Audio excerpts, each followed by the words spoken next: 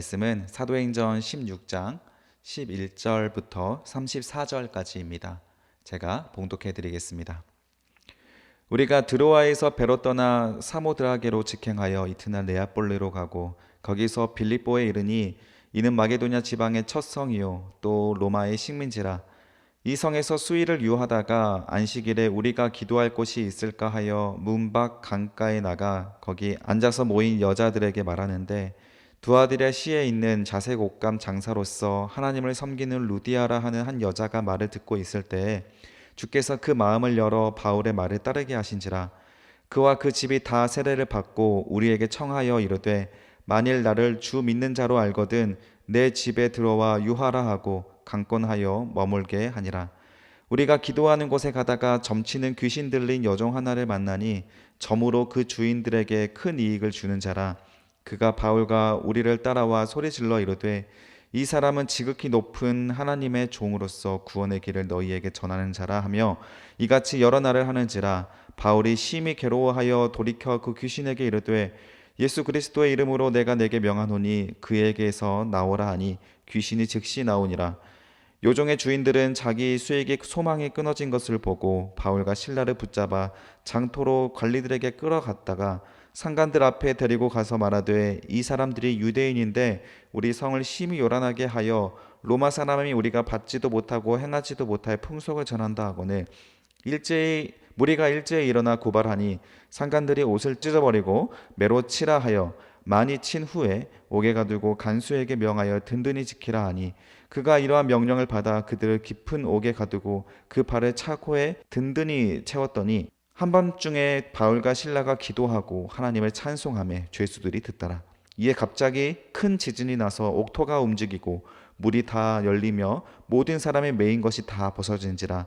간수가 자다가 깨어 옥문들이 열린 것을 보고 죄수들이 도망한 줄 알고 칼을 빼어 자결하려 하거늘 바울이 크게 소리질러 이르되, 내 몸을 상하지 말라, 우리가 다 여기 있노라 하니 간수가 등불을 달라고 하며 뛰어들어가 무서워 떨며 바울과 실라 앞에 엎드리고 그들을 데리고 나가 이르되, 선생들이여 내가 어떻게 하여야 구원을 받으리이까 하거늘 이르되, 주 예수를 믿으라, 그리하면 너와 내 집이 구원을 받으리라 하고 주의 말씀을 그 사람과 그 집에 있는 모든 사람에게 전하니라. 그 밤 그 시각에 간수가 그들을 데려다가 그 맞은 자리를 씻어주고 자기와 온 가족이 다 세례를 받은 후 그들을 데리고 자기 집으로 올라가서 음식을 차려주고 그와 온 집이 하나님을 믿음으로 크게 기뻐하더라. 아멘. 들리는 은혜, 믿어지는 기적이라는 제목으로 주의 말씀을 증거하도록 하겠습니다. 바울이 열심히 이제 복음을 전했는데 또 하나님께서 막으시는 그런 시간이 있었죠. 아시아로 에베소로 가고 싶었는데 가지 못하도록 하나님께서 막으셨습니다. 그래서 하나님께서 그 막으시는 중에 바울은 예수의 이름을 증거하고 있는 중이기 때문에 하나님께서 막으신다면 또 하나님께서 보내시는 길이 있을 것이라고 믿고 아마 기다렸을 것입니다. 그리고 나서 이 바울이 드디어 하나님께서 이 마게도냐로 인도하시는 그 길을 보게 되고 마게도냐로 가서 복음을 전하고 있는 시간입니다. 근데 하나님께서 왜 바울에게 이렇게 오랜 시간 동안 빨간불을 켜주시고 더 이상 길을 가지 못하도록 그리고 방향을 틀도록 하셨을까? 오늘 그 인물들이 나옵니다. 하나님께서 마음에 아픈 인물들, 구원받을 만한 믿음이 있지만 구원을 받지 못하고 있는 이 예수를 믿지 못하고 있는 이 인물들, 이들에게 복음을 전하라고 하는 예수님의 간절한 그 마음이 있어서 이렇게 바울을 멈춰 주신 것이죠. 그리고 나서 이 바울이 이제 드로아로 배 타고 떠나서 11절에 보니까 사모드레가로 직행하고 이튿날 네아폴리로 가고 12절에 보십시오. 거기서 빌립보에 이릅니다. 이 빌립보 굉장히 중요한 지역이죠. 빌립보 교회가 세워지는데 이는 마게도냐 지방의 첫 성이요 또 로마의 식민지라.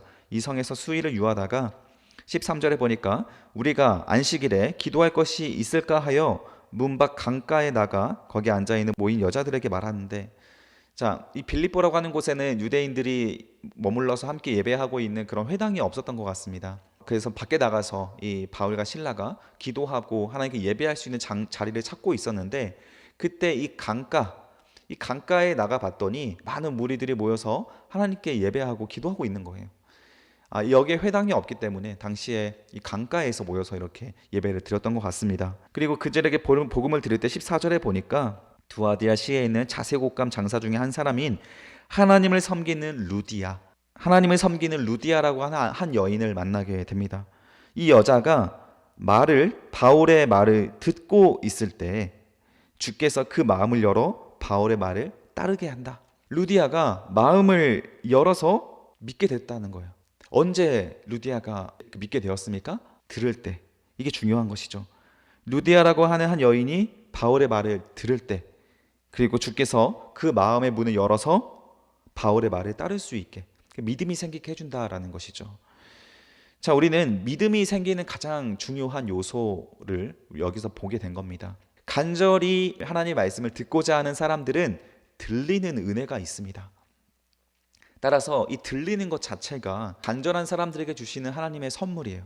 이 루디아는 자색옷감 장사하는 사람이라고 합니다. 이 자색옷감이라고 하는 거는 그 당시에 굉장히 비싼 옷을 말했습니다. 당시에 자색옷감 염료는 그 소라의 고동에 있는 그 꽁무니에 붙어 있는 창자로 이렇게 색깔을 만들었다고 합니다.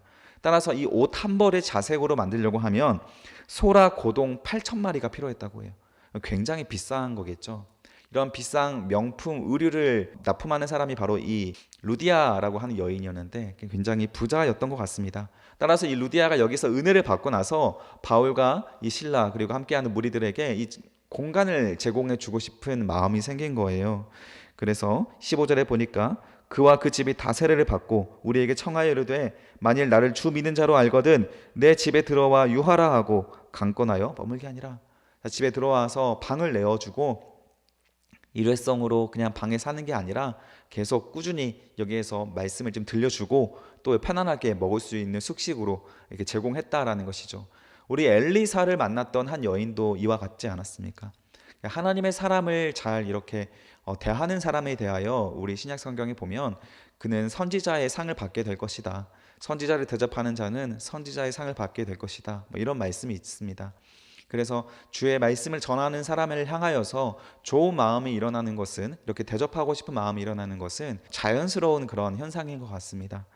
따라서 자신의 집에 들어와서 편히 쉬어달라고 강권한 덕분에 이 빌립보 지역에서 바울과 실라가 편안하게 선교 사역을 감당할 수가 있게 되었던 것이죠.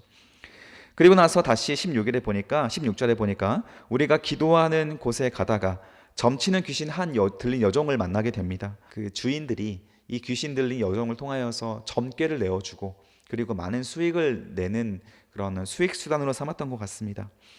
그런데 이제 이 바울이 기도하러 가는 길에 그 귀신을 만나게 된 거예요. 귀신 들린 여자를. 근데 그 여자가 바울을 딱 보더니 큰 소리로 소리 지릅니다.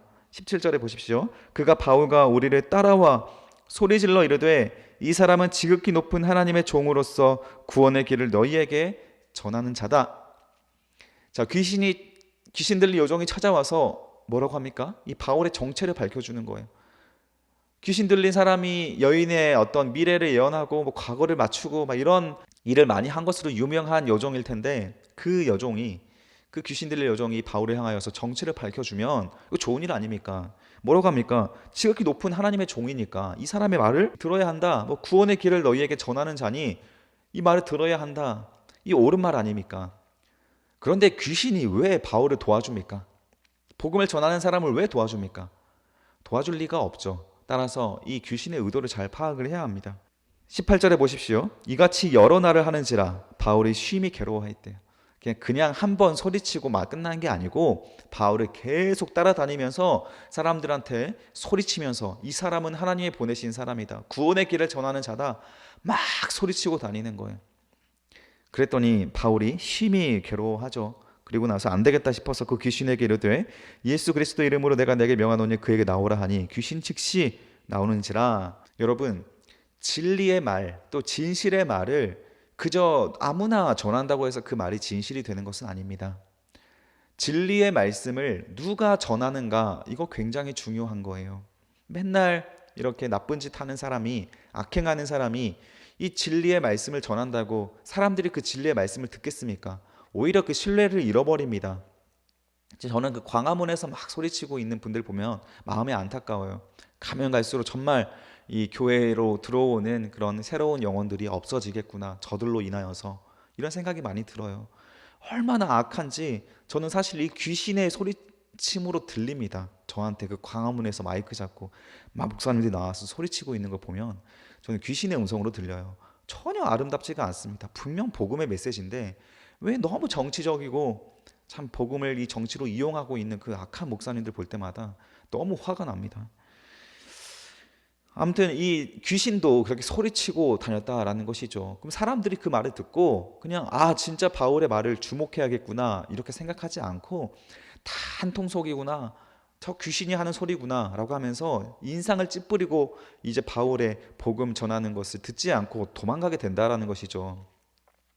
여러분, 따라서 이 귀신 들리는 사람의 말처럼 우리는 전도하면 안 됩니다. 우리들의 삶을 돌아봐야 하는 거예요.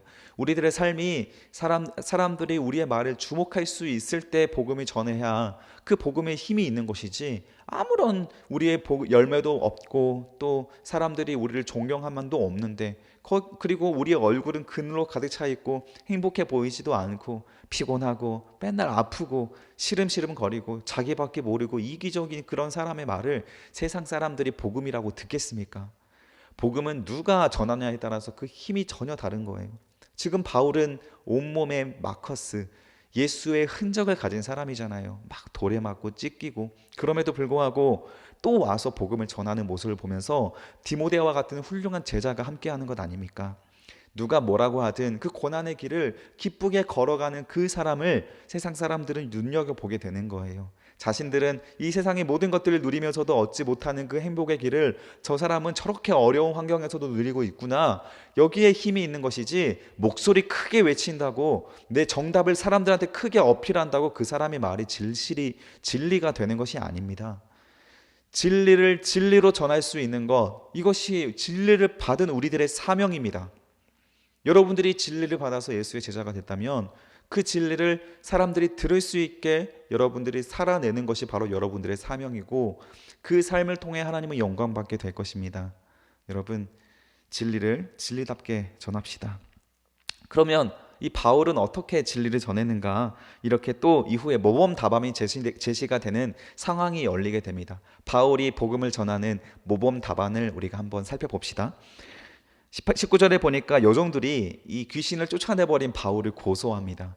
한 생명을, 새로운 삶을 살게 해주고 귀신을 쫓아내서 행복하게 해줬는데 이거를 또 고소를 하네요. 그 이유가 무엇이죠? 이 귀신 들린 여종을 통해서 돈을 벌었으니까. 이 여종은 항상 귀신 들려 있어야 하는 거예요. 항상 귀신에 시달리고 있어야 하는 거예요. 그래야 자신들에게 이득이 있으니까. 이런 악한 사람들입니다. 참 나쁜 놈들이지 않습니까? 오늘날에 이런 사람이 없겠습니까? 가득하죠. 자, 이렇게 자기 수익의 소망이 끊어진 것을 보고 바울과 실라를 붙잡아서 고발합니다. 그리고 상관들 앞에 데리고 가서 거짓으로 또 보고하죠. 이게 세상 방식이에요. 이 사람들의 유대인인데 우리 성을 심히 요란하게 하여 로마 사람이 우리가 받지도 못하고 행하지도 못할 풍속을 전한다 하거늘 무리가 일제히 일어나 고발하니 상관들이 옷을 찢어버리고 매로 치라. 이때 매를 치는 것은 40대에 한 대를 감한 39대를 때립니다. 채찍 한 대를 때릴 때마다 살점이 떨어져 나가는데 39대를 맞으면 거의 죽기 직전인 거예요. 빨리 치료를 받아야 하는데 매를 치고 나서 어떻게 합니까? 또 23절에 많이 친 후에 옥에 가두고 간수들에게 명하여 지키라고 합니다.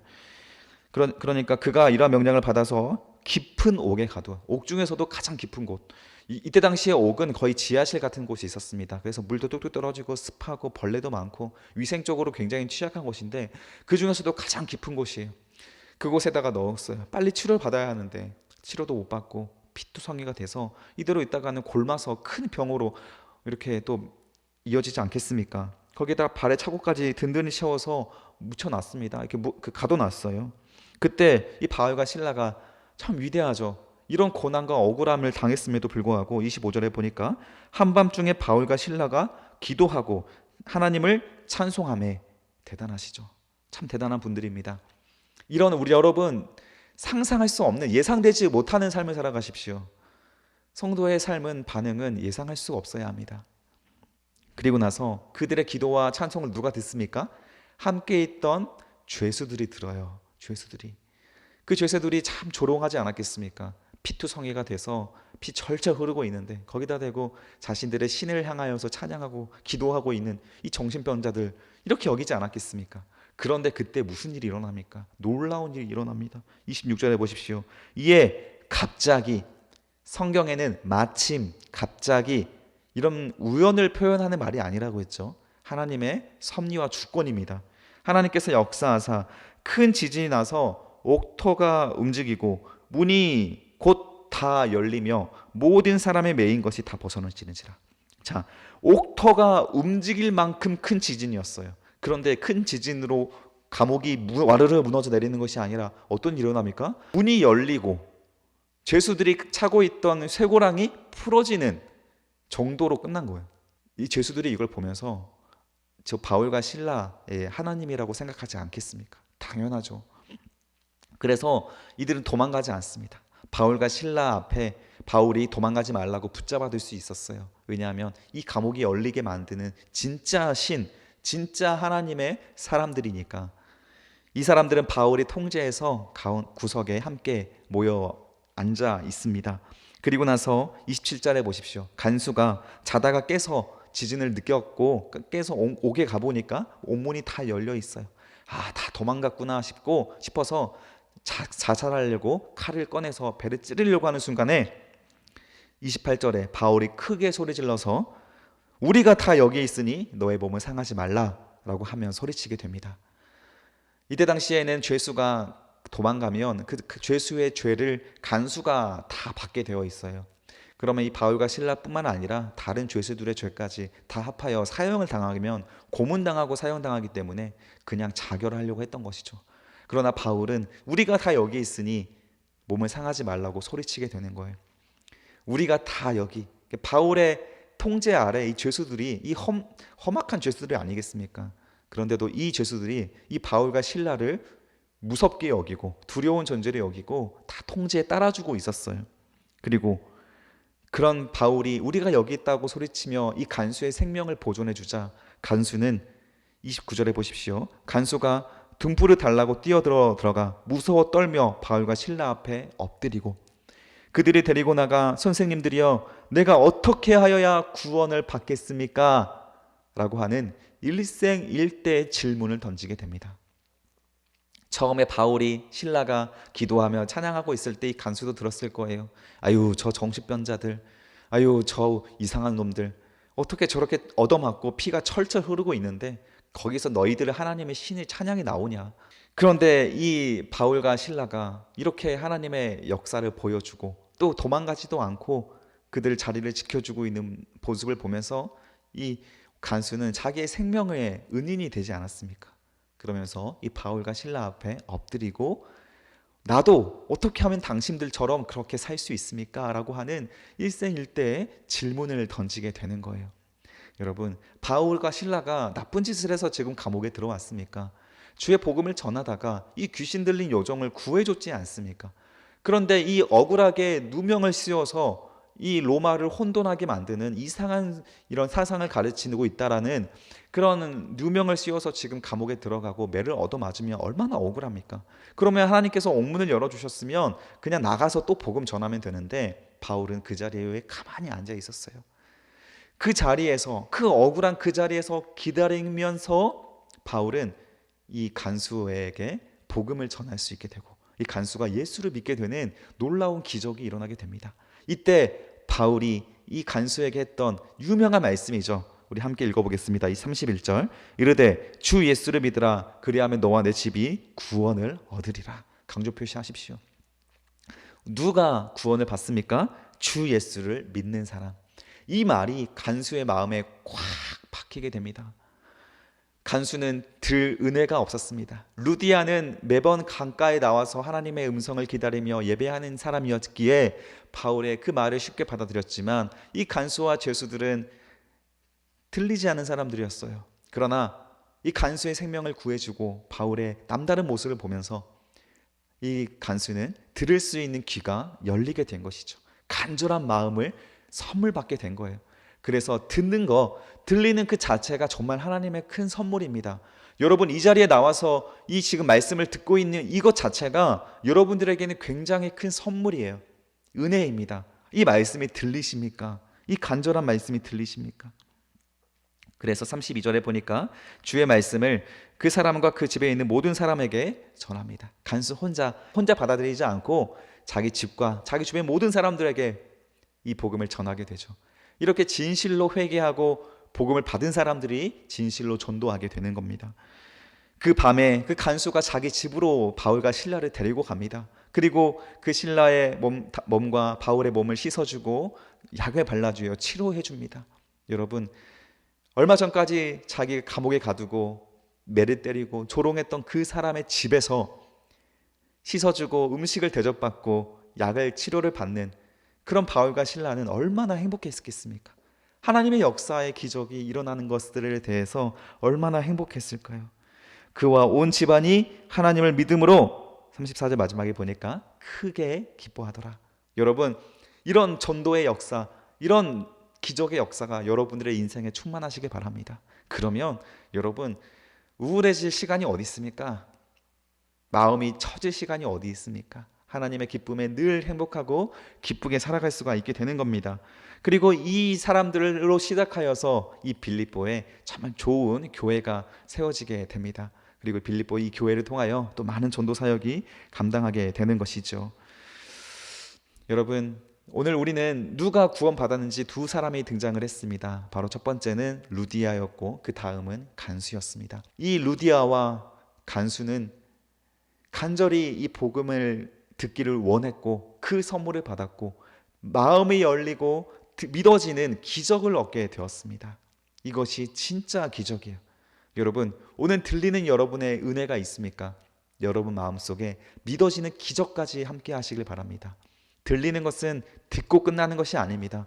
믿어짐으로 행동으로 옮겨지는 것입니다. 죄를 회개하고 하나님과 동행하는 행동으로 옮겨지는 것이고 예수의 제자로서의 삶으로 연결되는 것입니다. 오늘 그 놀라운 은혜와 기적을 누리시고 또 그로 인하여 예수의 제자의 삶으로 고난주간의 세 번째 날 회개하며 주님을 묵상하며 살아갈 수 있는 기적을 누리는 주님의 자녀들 되시기를 주님의 이름으로 축복합니다. 기도합시다.